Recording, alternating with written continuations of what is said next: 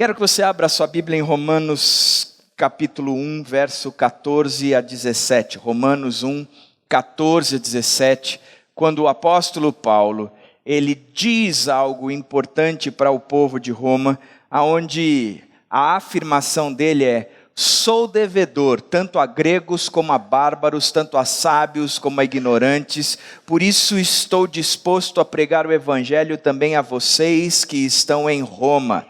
Não me envergonho do evangelho, porque é o poder de Deus para a salvação de todo aquele que crê, primeiro do judeu, depois do grego, porque no evangelho é revelada a justiça de Deus, uma justiça que do princípio ao fim é pela fé, como está escrito: o justo viverá pela fé. Primeira coisa que eu gostaria de lembrá-los hoje tem a ver com a nossa visão. Aonde a gente quer chegar? Qual que é o nosso alvo? Se a gente olhasse para a nossa igreja e dissesse: olha, daqui a 3, 4 anos, o que é que nós vamos estar fazendo? Qual é a característica da nossa igreja? É descrita como uma cidade transformada por Cristo através de uma igreja acolhedora que desenvolve cura social e renovação cultural, formando autênticos discípulos de Cristo transformados por meio do Evangelho. Uma cidade transformada, presta atenção, o nosso fim, aonde a gente quer chegar, é na transformação da cidade.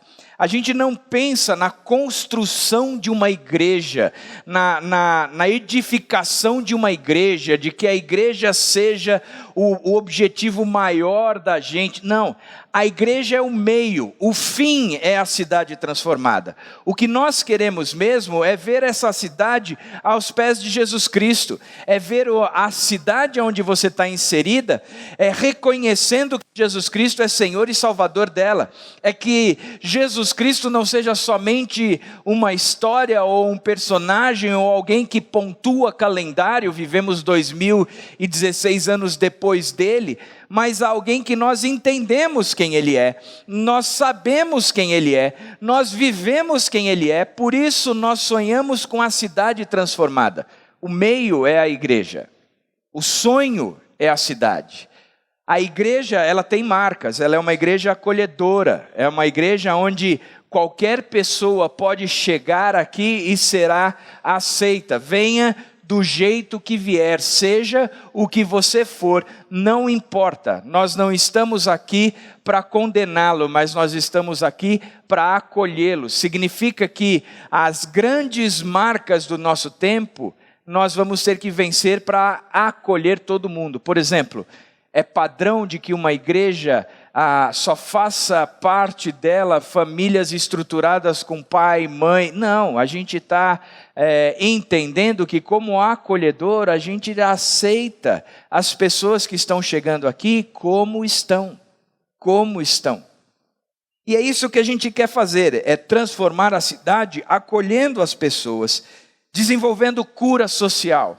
Cura social é correr atrás das injustiças que são acometidas na nossa cidade ou que estão acontecendo na nossa cidade e tentar desenvolver um projeto ou buscar a solução de todas elas. Por exemplo, existia uma crise na cidade que as crianças de 6 a 12 anos, elas ficavam no seu contraturno, de manhã elas estavam na escola e à tarde elas estavam largadas ou vice-versa, e que não tinha ninguém que fizesse um projeto com elas. Por causa disso, as crianças estavam se envolvendo com sexo, drogas e rock and roll. O fato é que por causa disso, movidos por isso, entendendo que essa era uma injustiça, nós desenvolvemos o projeto da Arca para poder alcançar essas crianças e as famílias dessas crianças com o Evangelho de Jesus Cristo, numa necessidade que se caracterizava eminente na nossa cidade, que eram essas crianças largadas sem alguém que cuidasse delas. Puxa vida, baita oportunidade para nós falarmos de Jesus Cristo e transformarmos as vidas dessas crianças e dessas famílias, já que a cidade tem uma carência como essa, e isso é de fato uma injustiça, então vamos nos empenhar em resolver esse problema. Essa foi uma das propostas da gente de cura social. uma das outras características, a gente começa a entender e se movimentar para ajudar o pessoal que tem mais de 60 anos de idade. A gente entende que este pessoal está vivendo hoje sem muito propósito, sem muito significado, passando por um mau bocado, muitas vezes tendo que fazer tratamentos ou não, trocar lâmpada de casa ou não, com uma dificuldade às vezes simples mesmo, porque o próprio Eclesiastes diz, lembra-te do teu Criador antes que cheguem os anos dos quais dirás, não tenho neles prazer, e tudo se torna difícil. Então por isso a gente começa a desenvolver um projeto para o pessoal de 60 a mais, para que 60 anos ou mais, para que eles possam ser acolhidos e para que eles tenham um espaço de segurança para eles no meio da sociedade. Isso é cura social, é onde a gente está correndo atrás das injustiças. O texto diz de uma renovação cultural. A renovação cultural não é só mudar as artes, porque a gente confunde muito cultura com arte. Então a gente vai fazer sarau, eu ia falar curau, não, sarau. A gente vai fazer sarau, onde o pessoal vem e toca e canta e declama. Isso faz parte também, mas não é só isso. Cultural é a maneira que a sociedade pensa e reage. Para isso, a gente tem que entrar nas escolas, na faculdade, nos trabalhos. A gente tem que sair desses quatro paredes e ir para onde o povo está. Mudar a cultura que estão inseridos. Para isso, é necessário uma igreja acolhedora. E é só por meio disso que a gente consegue transformar uma cidade. Agora, qual é o conteúdo dessa igreja? Formadas por autênticos discípulos de Cristo, transformados por meio do Evangelho. Significa que nós precisamos nos tornar autênticos discípulos de Cristo. Aqueles que de fato seguem a Cristo. Aqueles que de fato se parecem com Cristo. Aqueles que de fato se posicionaram contra uma sociedade que não crê assim, mas se posicionaram a favor de um povo comprometido na transformação do seu caráter, da sua mente, da sua maneira de agir. Porque precisa se tornar como Cristo. E só se torna como Cristo quando começa a entender o que é o Evangelho. Eu compreendi o Evangelho. E para que haja a compreensão do Evangelho, é necessária a proclamação. É necessário que alguém diga, é necessário que alguém fale. Por isso, não alcançamos a visão sem proclamação. E o que é proclamação? Proclamação é fácil de definir. É a comunicação por parte da Ibaviva, através de todos os seus membros, de forma clara, contextualizada, formal e informal, da mensagem para o novo nascimento em Cristo Jesus. Entendeu? É a comunicação. É falar, é dizer, é verbalizar. E quem é que vai verbalizar? A igreja. De que maneira? Por todos os seus membros. Todos os seus membros. Vira para a pessoa que está do seu lado e diz, você está nessa. Está vendo como você ri? Está vendo como o Facebook mente? Você está nessa. Não há proclamação sem a sua participação. Não há proclamação sem o seu engajamento. Se você não entrar nessa, não há proclamação. E a proclamação do quê? Olha, é de forma clara. É de forma contextualizada. Sabe o que significa contextualizada? Na linguagem que aquele povo que você está falando, ou para quem você está falando, entende. E se aplica à realidade dele. Não é utópico.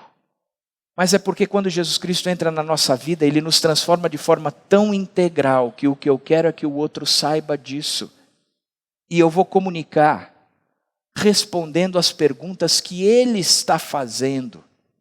Mostrando a resposta de Jesus Cristo para ele. Você sabe que o Natal da gente, a partir do primeiro domingo de dezembro, até os dias 20, 21 e 22, é isso, Paulinho? 21, 22, 23. Nós vamos estar baseado no livro de João, apresentando as respostas que Jesus Cristo deu às perguntas da humanidade. Por 7 vezes ele diz quem ele é. Eu sou o pão da vida. Eu sou a luz do mundo. Eu sou a porta. Eu sou o caminho, a verdade e a vida. Por 7 vezes ele responde a perguntas essenciais. E por esses domingos todos, são na verdade 4 domingos, sendo que 3 vezes, nós vamos estar apresentando as respostas que Jesus dá. Porque o que nós temos que comunicar são as respostas que o mundo está perguntando. E não simplesmente querer comunicar algo. Não, o que você quer saber? Jesus tem uma resposta para isso. O que você quer saber? Jesus tem uma resposta para isso. Por isso que é de forma contextualizada. Formal e informal, seja num bate-papo ou num estudo bíblico. Não importa. O que nós vamos estar falando é a mensagem para o novo nascimento em Cristo Jesus. Isso é comunicação, isso é proclamação. É isso que nós vamos estar fazendo daqui para frente. Agora, no começo do ano eu fui falar num grupo de promotores e juízes, e eles queriam que eu desenvolvesse o tema de evangelismo. E eles fizeram uma pesquisa entre os promotores e os juízes do estado de São Paulo, sobre os cristãos, o porquê que vocês não comunicam o evangelho. Eles trouxeram quais são as principais barreiras que impedem a proclamação hoje em dia. Por que você não consegue falar do evangelho? E eu acredito que isso é atual e se aplica a nós. A primeira barreira que eles apresentam é o interesse. Eu não vejo em meus amigos a disposição de parar para ouvir o evangelho. Me parece que os caras com quem eu trabalho, o povo onde eu estou inserido, os meus vizinhos, os meus familiares, eles não têm interesse. Não têm interesse. Segunda coisa, parece que tem uma falta de tempo eminente no nosso dia. Meus amigos estão sempre com pressa, de modo que não consigo conquistar um pouco de seu tempo para uma conversa relevante. Os meus amigos não têm tempo, mas eu também não tenho tempo, estou sempre atarefado e não consigo separar um tempo para conversar com algum colega de maneira mais tranquila. Eu não tenho tempo para essas coisas. Terceira característica é que não há clima. No ambiente profissional, não há clima, não dá para a gente sentar e falar, eu quero falar de Jesus Cristo para você. Ali parece que é piegas, não é um momento adequado, nós não estamos preparados para isso, o ambiente não é formado para isso. Uma das outras barreiras foi a timidez. Eu sou tímido. Vou falar uma coisa para você que talvez você não acredite. Eu, André, eu sou tímido, e muito. Quando eu estou no meio daqueles que eu conheço, tudo bem. Me põe num lugar que eu não conheço ninguém. Eu viro um bicho. Eu fico no canto. Sou dono de uma timidez absurda. Minha esposa me detestava me levar para festas de crianças dos filhos dos amigos da escola. Porque lá eu não conhecia ninguém. Eu ficava com aquela cara. Porque eu sou tímido. E a timidez talvez seja um problema. Uma quinta característica é o despreparo. Eu não sei exatamente o que dizer para evangelizar. Preciso de um treinamento específico. Você precisa conhecer mais. Você precisa...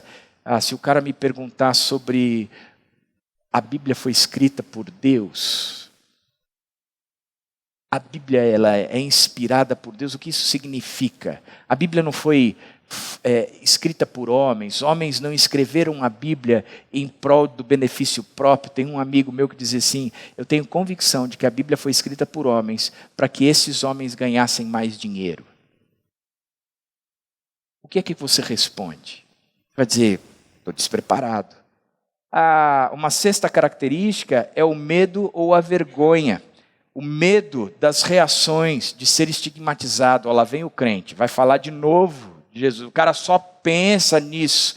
Aí você entra no meio da conversa, o cara estava contando uma piada e para, ó, depois eu conto porque a piada é suja, o fulano não pode ouvir, afinal de contas ele é crente, né? É santo, é matereso.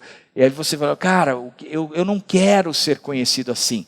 Eu tenho medo de receber esse título, eu tenho vergonha de passar por isso. Quando a gente para friamente para pensar, você vai ver que você não fala de Cristo e talvez as razões estejam descritas aqui. Uma dos problemas é o que está falado, está pontuado. O que eu digo para você é que o problema maior não tem nada a ver com isso, mas tem a ver com a falta da compreensão da eternidade. A falta da compreensão do que vem pela frente.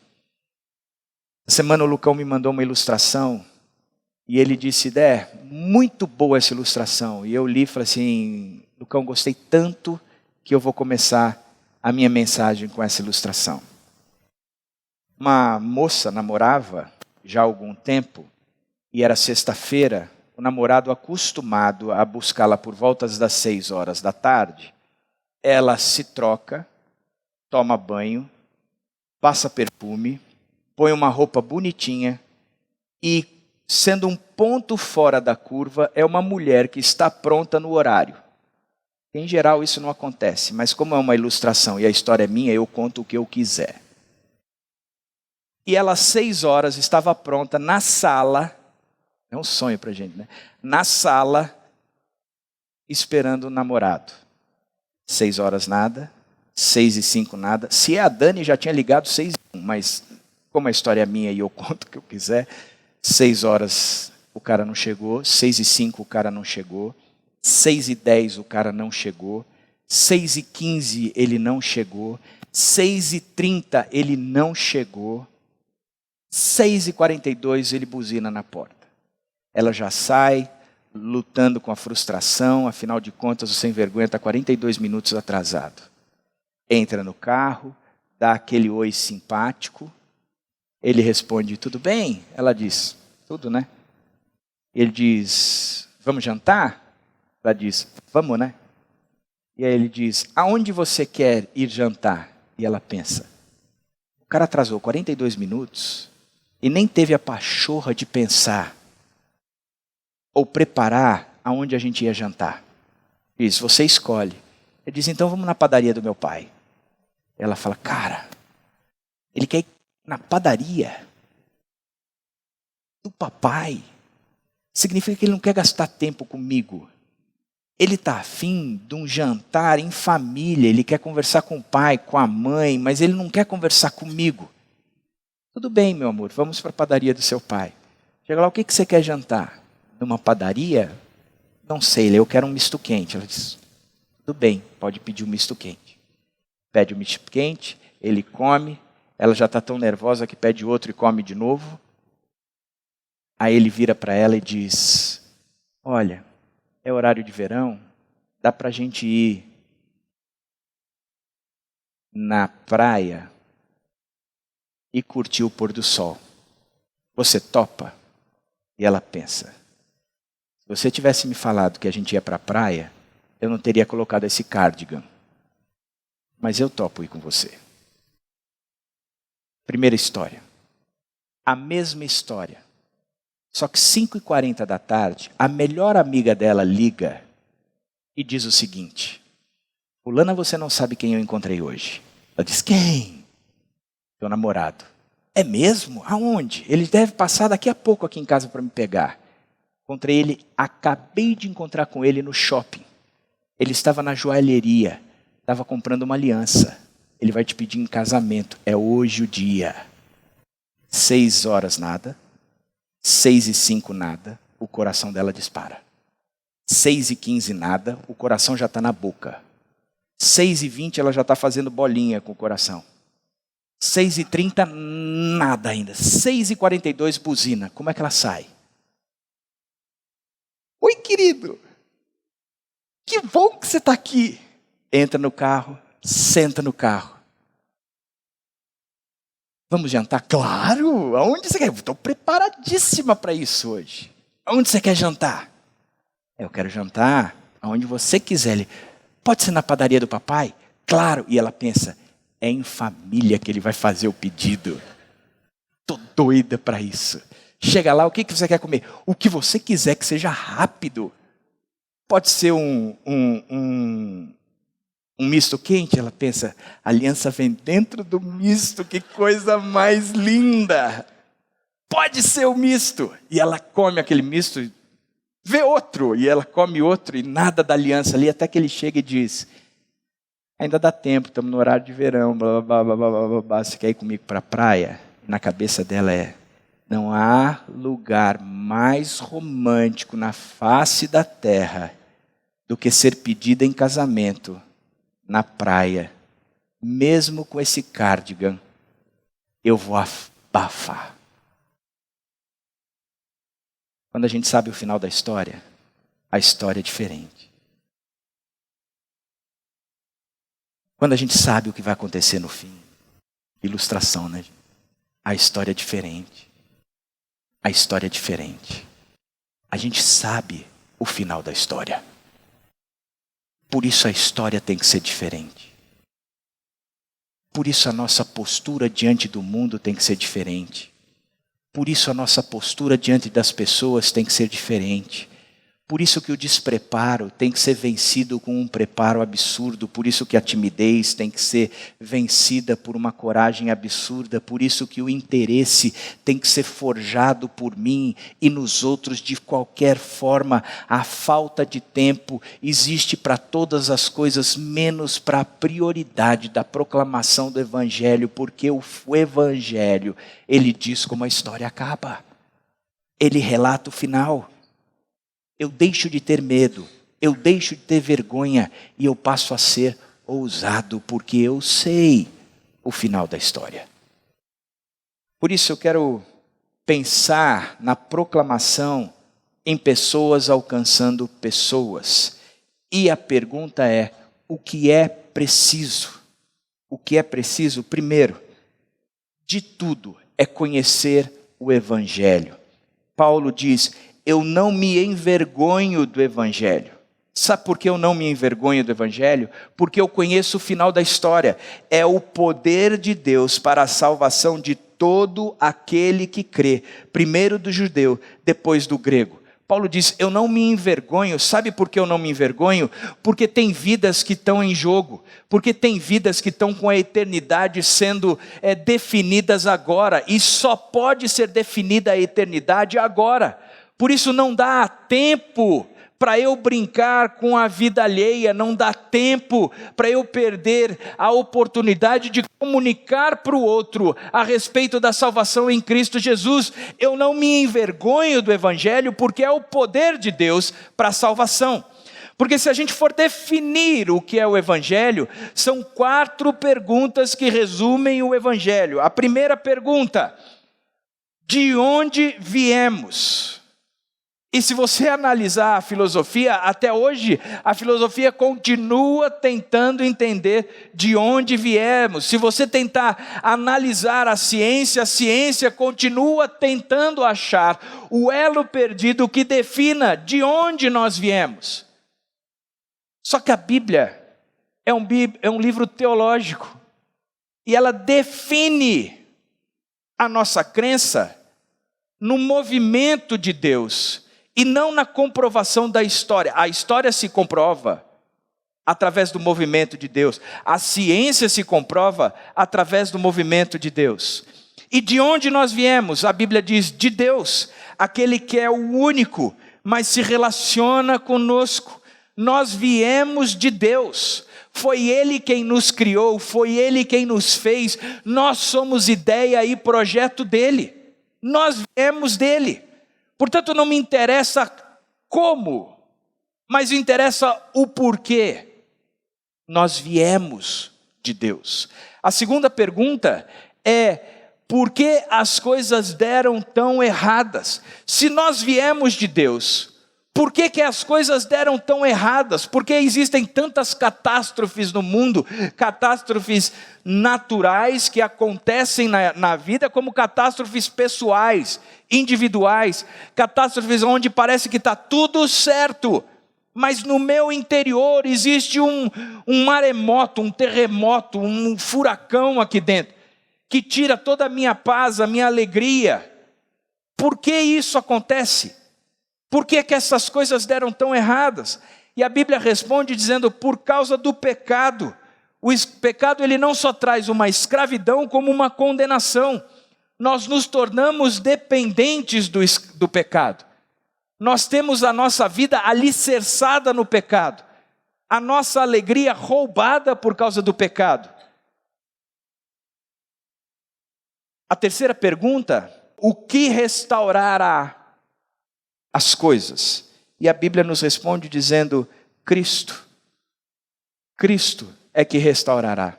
Ele é a encarnação, o Deus que desceu e veio até nós. Por que que ele veio até nós?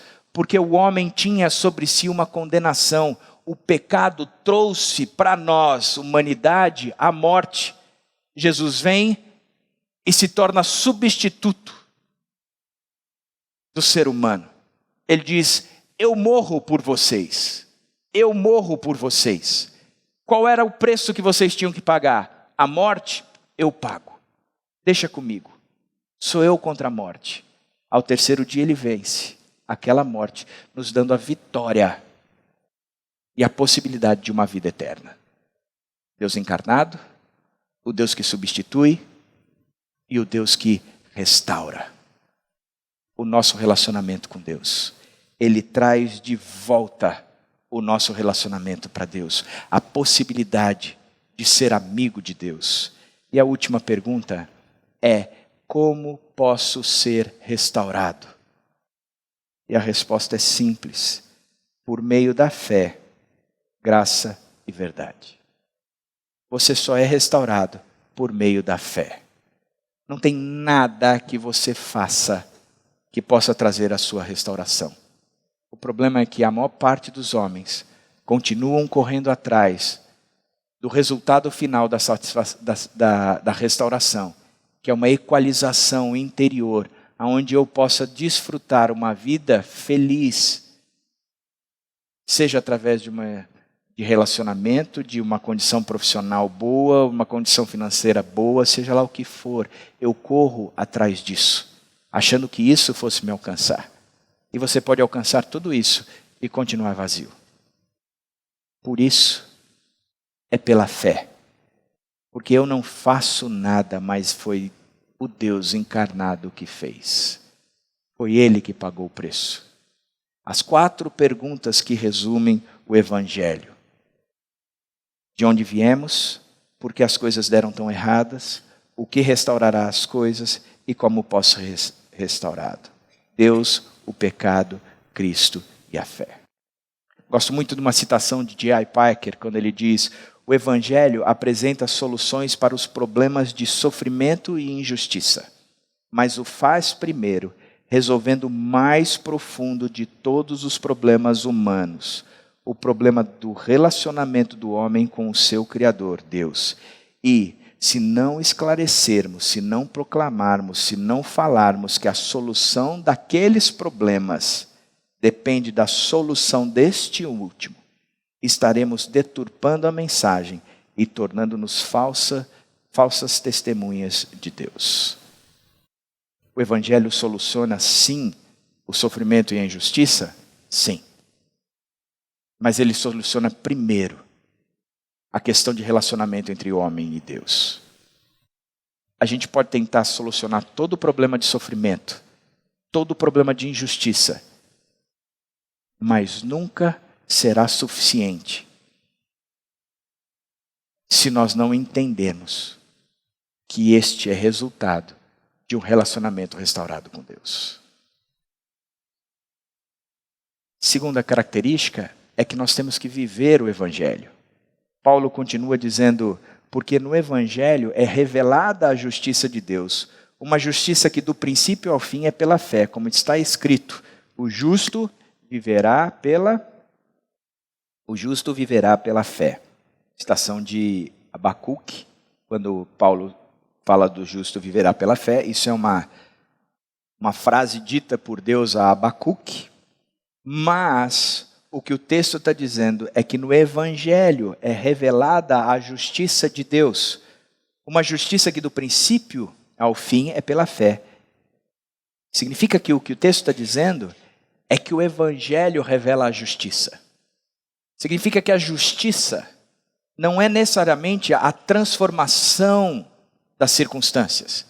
Quando Abacuque entende que Nabucodonosor se levantou contra Israel e que estava vindo em direção à nação de Israel para destruir a nação, ele faz uma oração e pede para Deus que Deus mude essa história. E ele diz: eu vou me colocar na torre de vigia, e ali eu vou ficar vigiando e orando. Vigiando porque eu vou ficar olhando Abacuque vir contra a gente, e ver se ele para no meio. E orando para ver se Deus intervém nessa situação toda, se Deus faz um raio cair em Nabucodonosor, se Deus faz um outro exército vir, cai uma bomba atômica, sei lá. Mas eu vou me colocar na minha torre de vigia, porque eu sei que Abacuque está vindo. E eu tenho a expectativa de que Deus vai fazer alguma coisa. Deus vai mudar essa circunstância. E aí Deus vira para Abacuque e diz: está pronto para eu te responder? Ele diz: estou. O que eu vou te responder, você vai escrever em tábuas tão grandes que aquele cara que passar correndo, ele vai ler o primeiro outdoor. E se tem notícias. E aí eu creio que Abacuque disse, Deus vai dizer assim: fica firme, Abacuque, que eu vou dar uma surra em Nabucodonosor. Ou tamo junto, hashtag. Nabucodonosor já era. Deus responde para Abacuque o seguinte: anota aí e escreve em frases grandes, em letras grandes, para que aquele que passar correndo possa ler. O meu justo viverá pela sua fé. O que Deus estava dizendo é que, Abacuque, você ainda não entendeu uma coisa. Sou eu a sua salvação. E você não precisa de mais nada além de mim.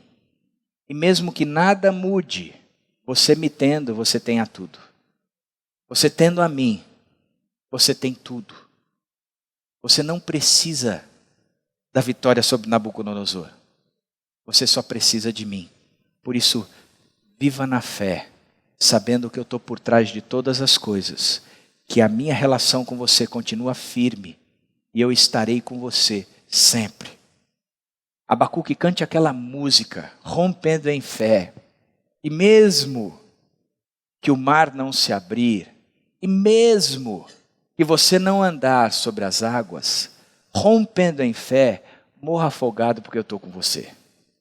Porque eu, Abacuque, sou tudo o que você precisa.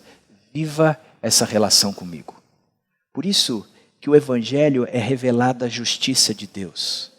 A justiça de Deus nunca será a transformação de circunstâncias, mas a justiça de Deus sempre será a transformação de pessoas, porque o objetivo do Evangelho são pessoas e não circunstâncias.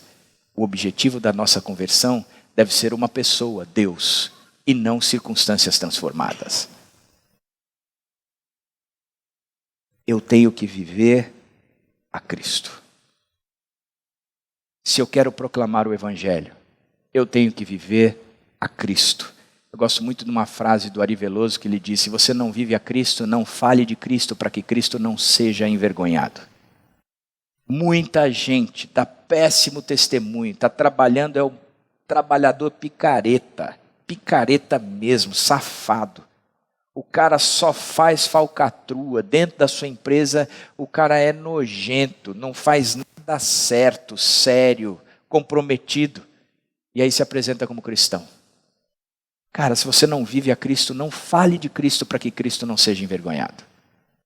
Hoje em dia, um dos grandes problemas é que há uma dicotomia entre a vida de Cristo e o falar de Cristo. Todo mundo está ciente, vive naturalmente como aquele que não tem nenhum compromisso com Cristo, mas se apresenta como cristão.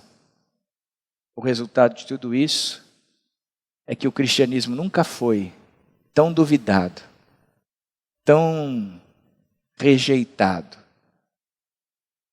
e tão avacalhado como nos últimos tempos. Uma terceira característica é falar o evangelho.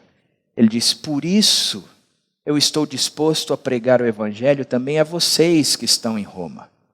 Paulo não media esforços, Paulo não media situação, Paulo não dizia eu estou cansado, Paulo não dizia o evangelho me suga, Paulo não me dizia nada, ele diz: eu entendo a necessidade de que o evangelho é, sem dúvida nenhuma, o poder de Deus para a salvação. E porque ele é o poder de Deus para a salvação, eu estou a fim de falar desse evangelho, seja aonde for. Aonde eu estiver, eu quero ser o canal da proclamação, eu quero ser a boca de Deus. Tem um versículo que diz que se essas pedras não clamarem, se essas pessoas não clamarem, as pedras clamarão a respeito de Jesus Cristo. E o que eu acho é que está na hora da gente dar um pouco de sossego para as pedras, deixar elas de boca calada e a gente começar a falar a respeito de Cristo, entendendo o evangelho e explicando o evangelho para que as pessoas compreendam e sejam salvas pelo evangelho. 2 Timóteo 2,15 diz: procure apresentar-se a Deus aprovado, como obreiro que não tem do que se envergonhar e que maneja corretamente a palavra da verdade. Você precisa sim aprender a falar. Você precisa sim aprender a comunicar, você precisa sim aprender a dizer, você precisa explicar o evangelho, você tem que comunicar, a obrigação é sua.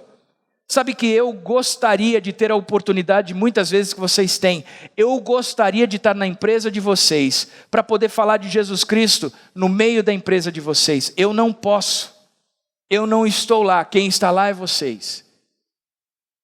São vocês os responsáveis pela comunicação, não sou eu. Eu gosto muito de um projeto que o Alan fez quando trabalhava na IBM, criou um grupo de oração. Se eu não me engano era de sexta-feira, terça-feira, não lembro. Mas era um grupo de oração. Está precisando de oração, vem para cá. Era faca na bota. Ele orava pelos caras, mas ele falava do evangelho. Na empresa, no horário do almoço. Ilude-se quem acha que o povo não está afim de ouvir. Sabe por quê? Quando Jesus Cristo nasce, os anjos chegam para os pastores dizendo: eis que vos trago boas novas de grande alegria. Hoje vos nasceu na cidade de Davi o Salvador, que é Jesus Cristo, o Senhor. Jesus Cristo é as boas novas. Que boas novas são essas? De salvação. Aonde? Ele vai para os pastores, que era uma classe social rejeitada, escrachada nos tempos de Jesus, que vivia na periferia. O cara não deu para mais nada na vida, se tornou um pastor. O cara era um presidiário restaurado, o cara se tornava um pastor. Para aqueles caras que viviam um caos, para aqueles caras que viviam largados pela sociedade, para aqueles caras que não tinham esperança nenhuma, o anjo aparece dizendo: trago para vocês boas novas. Há uma mensagem de esperança. O caos é vencido pela mensagem de esperança. O caos não é eterno. Há uma mensagem de esperança. Nós vivemos um período no nosso país de crise financeira, crise moral, crise ética, onde a corrupção está falando mais alto do que tudo. O nosso país nunca esteve tão preparado para ouvir o evangelho como agora, porque o caos é o ambiente propício para as boas novas de grande alegria. A salvação em Cristo Jesus. Por isso eu e você precisamos falar. O pessoal do teu emprego está afim de ouvir, o pessoal da tua universidade está afim de ouvir, os teus vizinhos estão afim, sedentos, estão propícios, estão preparados para ouvir A seara está pronta, os campos estão brancos, prontos para serem cevados ou colhidos. Por isso, procure apresentar-se a Deus como um obreiro aprovado, que não tem que se envergonhar, porque vive a Cristo, mas também sabe manejar a palavra, sabe comunicar. Você vai dizer, André, eu tenho dificuldade, eu não sei. Pois bem, acabaram as suas dificuldades. Existe um livro chamado Reconciliação, que nós fizemos, o nosso batismo dessa vez. Foi o primeiro batismo onde a gente não fez uma classe, mas a gente fez pessoas trabalhando com pessoas, este livro, que anuncia, que ensina o Evangelho. Tem para vender na livraria. Ricardo Alexandre está aqui, é um dos autores, junto com Israel Mazakorati. A proposta desse livro é para que você tenha uma maneira de começar uma conversa fundamentada nas Escrituras com alguém que queira conhecer Jesus Cristo. Por isso você pode falar isso. Por isso você não tem como material pronto, preparado. Além disso, a principal característica é que nós temos que entender a urgência do Evangelho. Não me envergonhe do Evangelho, porque é o poder de Deus para a salvação de todo aquele que crê, primeiro do judeu, depois do grego. Eu não me envergonho, não me envergonho. Sabe por que eu não me envergonho? Porque é o poder de Deus. Não é um poder meu. Não é uma capacidade minha, não é a minha lábia.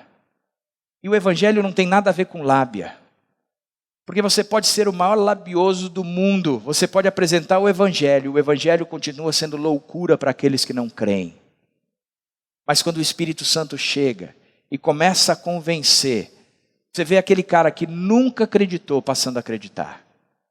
Porque o Evangelho é poder de Deus.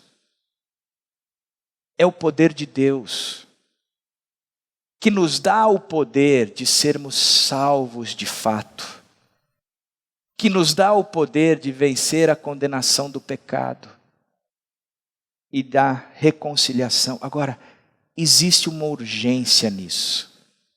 Sabe o que eu tenho escutado? A gente pensa, por exemplo, o Evangelho está sendo esquecido no momento de Natal. Antigamente, você via algumas propagandas que apresentavam um presépiozinho, alguma coisa assim em relação ao Natal. Hoje não se tem mais isso.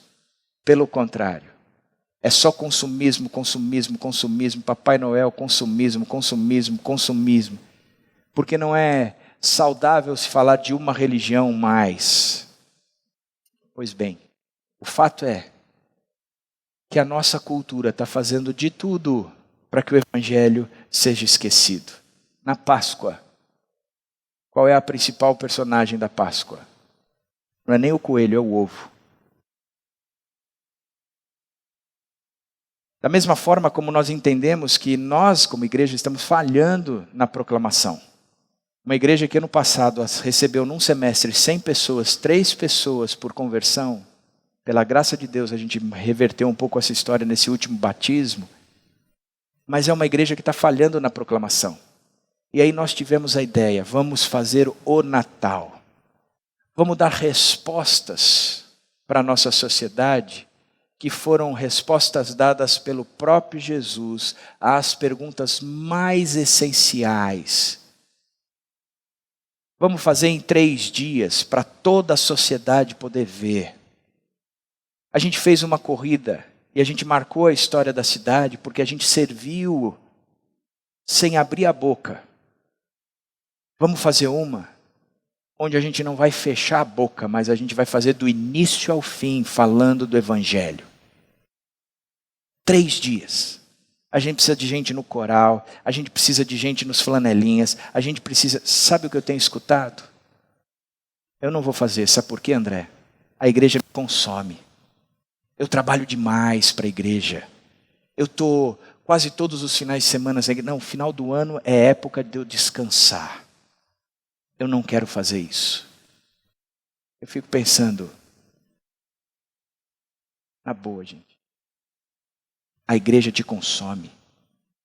Dê graças a Deus, porque homens e mulheres no passado deram a sua vida para que você tenha uma igreja como você tem nos moldes dos dias de hoje. Que você pode cultuar com liberdade, que você pode adorar com significado, que você pode ouvir mensagens com conteúdo, que você pode ter relação com amigos de forma livre. Dê graças a Deus, porque homens e mulheres, eles deram a sua vida por causa disso. Eles foram consumidos pela igreja. Eu posso enumerar pastores e missionários que eu conheci, que vieram dos Estados Unidos, que trabalharam aqui de forma intensa, para que nós tivéssemos uma igreja, que nós tivéssemos seminários, que nós tivéssemos estruturas como nós temos hoje. A igreja te consome, meu irmão. E papo é esse. Segunda coisa, no momento onde nós cristãos estamos comemorando um dos pontos mais altos do cristianismo, que é a vinda de Jesus Cristo, a comunicação de Jesus Cristo, você não quer se envolver nisso? Tem alguma coisa errada. O senso de urgência não está instaurado no coração. Porque é faca na bota. Eu quero aproveitar qualquer oportunidade. Eu quero trazer meus amigos. Eu quero trazer minha família. Eu quero participar sim, porque eu sei que Jesus Cristo pode fazer muito por nosso intermédio, porque a mensagem do Evangelho é o poder de Deus, sim, para a salvação.